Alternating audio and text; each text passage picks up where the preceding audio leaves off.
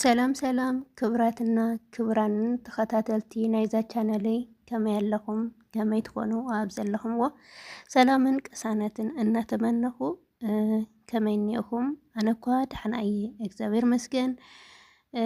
ናይዛ ቻናለይ ሓደሽቲ ዝኾንኩም ከምቲ ኩሉ ግዜ ዝብሎ ሳብስክራይብ ጌርኩም ናይ ደወል ምልክት ብምጽዓን ቤተሰብ ኩን ኢኹም ቤተሰበይ ድማ ሸር ላይክ ኮመንት ኣይትሕመቑ ንእትህቡኒ ሞራላዊ ሓገዝ ድማ ካብ ልቢ የመስግን እምበኣርከስ ናይ ሎማዓንቲ ቪድዮ ድማ ብዛዕባ ህንፃ መሳርሒ ኣቑሒታት እዩ ክኸውን ያው እኳ ጥፍእ ኢለ ቀኒየ ብዛዕባ ናይ ገዛ መሳርሒ ዳርጋ ኣይስራሕ ይቀኒየ ማለት እዩ። ይቅርታ ሓበሬታ ዝህበኒ ምስቱ ኩነታት ዘሎ ምስቱ ጥሪ ምዃኑ ግድ ይመስለኒ ሓበሬታ ዘቕብለኒ ስኢነ ኣየምፀኹ ግን ብዝተኻለኒ መጠን ኣምፅየ ኣለኹ። ያው ዝቐነሰ ኣሎ ዝወሰኸ ኣሎ በተለይ በዚ ኣብዚ ሰሙን እዚ ዕግርግር ዘሎ እግዚአብሔር ኣምላክ መጀመርያ ሰላምን ፍቕርን ሓድነትን የውርድልና ነጋዴ ድማ ናብ ልቦም ይመልሶም ናይ ዕዳጋ እኳ እንታይ ክበሃል ኮይኑ ዝሮ እስኪ በቲ ዝተውሃበኒ ሓበሬታ ዝተወሰነ ሒዘ መፅየ ኣለኹ። ብዛዕባ ሲሚንቶ ተንዲኖ ቆርቆሮ ሰራሚክ ክንደይ ኣለዉ ብዝብል እዩ ናብኣቶም ከብለኩም እስከ ፍጻመ ቪድዮ ሰናይ ምክትታል ይኹን ሓቢርኩም ተኸታተሉኒ እስካብ ዝውዳእ ድማ ቪድዮ ይረአይዎ ኢኹም እምበኣርከስ ናብኡ ከብለኩም መጀመርያ ንሪኦ ብዛዕባ እንታይ እዩ ክኸውን ተንዲኖ ክኸውን እዩ። ተንዲኖ ናይ ቱርኪ ማለት እዩ። ተንዲኖ ናይ በዓል 8 ኢና ክንርኢ በዓል 8,830 እናተሸወጠ ይርከብ። ተንዲኖ በዓል 8 በዓል 10 ድማ 1280 ቀፂልና ድማ በዓል 12 1950 በዓል 14 ድማ 2750 በዓል 16 ናይ መጨረሻን 3450 እናተሸወጠ ይርከብ። እዚ ክብለኩም ከለኹ ግን ንኣብነት ሎማዓንቲ ብከምዚ ውዒልሉ ዕዳጋ ፅባሕ ግን እንታይ ከም ዝፍጠር ኣይፍለጥን። ክቕንስ ይኽእል ክውስኽ ይኽእል ማለት እየ። ካብኡ ድማ ኣብ ሓደ ቦታ ዝቐነሰን ከምቲ ኩሉ ግዜ ዝብለኩም እዩ። ንኣብነት ነጋዳይሲ ኩሉ ማዕረ ኣይሸጢ ኣኽቢሩ ዝሸጠ ኣሎ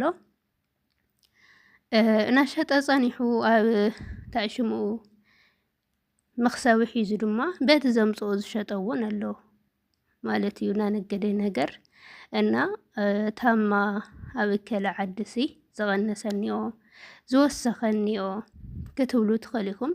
በባየዓዱ ድማ ናይ ትራንስፖርት ስለ ዝውስኽ እዩ ዝቕንስ ኣሎ ዝውስኽ ኣሎ ማለት እየ። ብከምኡ ተረድእዎ ክብለኩም ይፈቱ።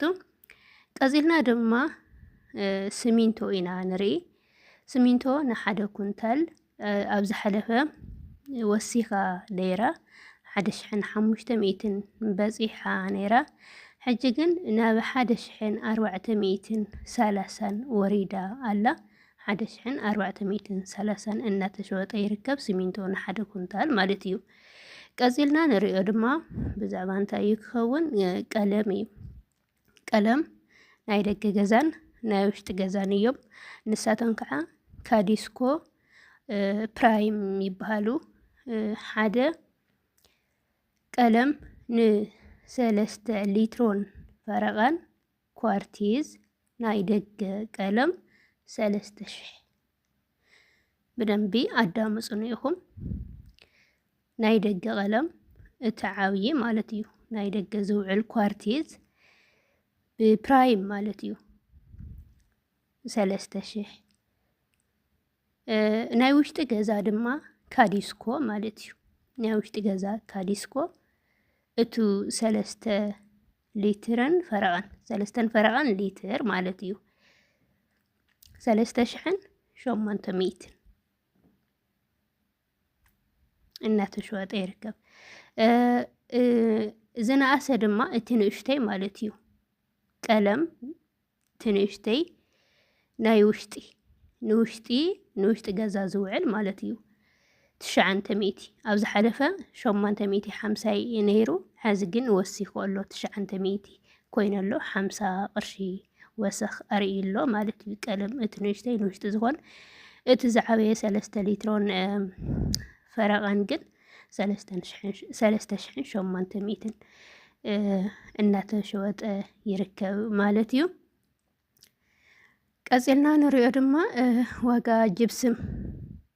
ጅብስን ማለት ጀሶ ንገዛ መለመፂ ዝኸውን ዋጋ ጅብስን ንሓደ ኩንታል ማለት እዩ 2400 ንሓደ ኩንታል ማለት እዩ ጅብስም። ቀፂልና ንሪኦ ድማ ሰራሚክ እዩ ክኸውን። ሰራሚክ ቀዳማይ ደረጃን ካልኣይ ደረጃን ኣለዎ እዩ። ናይ ውሽጢ ዓድን ናይ ደገን ድማ ኣለዎ እዩ። እቲ ቀዳማይ ደረጃ ሰራሚክ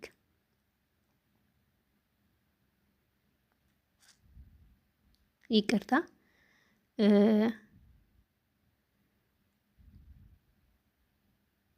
እቲ ቀዳማይ ደረጃ ሰራሚክ ማለት እየ 2000 ይቅርታ ኣጋጊዮ ነይረ ሰራሚክ ቀዳማይ ደረጃ 2000 ናይ ውጪ ሰራሚክ እዩ። ካልኣይ ደረጃ ድማ 1750 እናተሸወጠ ይርከብ ማለት እዩ። ቀፂልና ንሪኦ ድማ በለፎን እዩ። በለፎን ንሓደ ካሬ 430 በለፎን እኳ ደሓን ኣሎ ኣይወሰኸን ኣይቀነሰን። ቅድሚ 3 ወርሒ 4 ወርሒ ኣቕሪበዮ ነይረ እየ ኣብ ቪድዮ ተመሊስኩም ምርኣይ ይከኣል እዩ 430 480 ነይሩ ግን 430 ኣሎ ጽቡቕ እዩ ዘሎ። ሞራለ ግን 1100 በፂሑ ኣሎ መተሓሓዚ ናይቲ በለፎን ማለት እዩ። ናይ ሞራለ 1100 በፂሑ ኣሎ። ናይ ከንሸሎ ሰራሚክ ድማ ይቅርታ ኣብዚኣ ረሲዕልኩም ንከንሸሎ ዝውዕል ሰራሚክ ድማ ካብ 650 ክሳብ 750 ንሓደ ካሬ እናተሸወጠ ይርከብ። ክቡራት ተኸታተልተይ ቀፂልና ንሪኦ ድማ ቆርቆሮ እዩ። ቆርቆሮ ቀዳማይ ደረጃ ኣርቲ ዝበሃል 1350 እናተሸወጠ ይርከብ። ካብዚ በተወሳኺ ድማ ቀፂልና ንሪኦ ብዛዕባ ናይ መሕፀቢ ኢድን ናይ ክችን ካብኔት መሕፀቢ ኣቑሑ ማለት እዩ።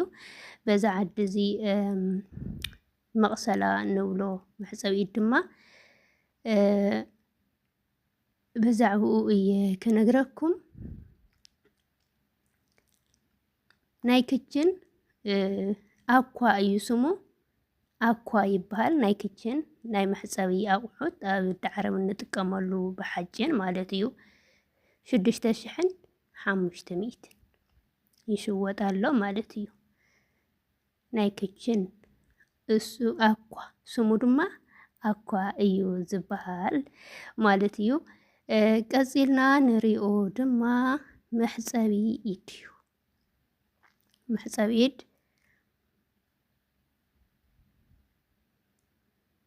6500 ኣብ ዝሓለፈ ሓንቲ መሓዛይ 8000 ገዚኣ ነይራ 1500 ቀኒሰሎ። ናይ ሽንቲ ቤት ኮፍ መበሊ ዓይኒ ምድሪ ድማ 2500 ኣሎ ማለት እዩ።